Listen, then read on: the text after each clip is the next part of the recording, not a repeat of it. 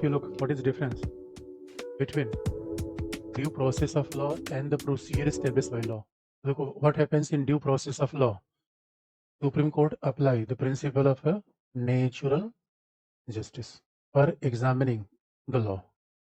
Supreme Court apply the principle of natural justice, but in the procedure established by law, Supreme Court doesn't apply natural justice, but Supreme Court only rely over the text of law. What is made by Parliament? What is a text of law? That is a supreme. So no natural justice automatically. Therefore, due process of law means the procedure can be rational. Therefore, the power of judiciary enhance in the due process of law, because this is a term we often use in American Constitution. And here, procedure established by law, that tells about the primary importance of Parliament. That tells that what is the primary institution, that is a Parliament. So once Parliament is making a law, Parliament is establishing the procedure, that is a more important. Judiciary is only to interpret the law made by Parliament rather than to tell about the wisdom behind the lawmaking. Judiciary is no institution which can examine the wisdom behind the making of law.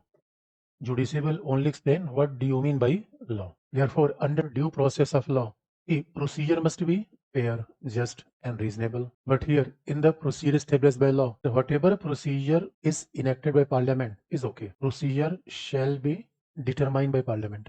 Thereafter, in due process of law, right to life and personal liberty is available against both police as well as against Parliament. So right to life is available both against executive as well as the Parliament.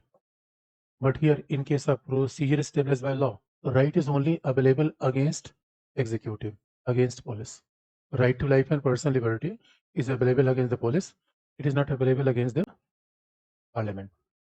And obviously, once we are establishing due process of law founded the idea of judicial legislation. What is judicial legislation?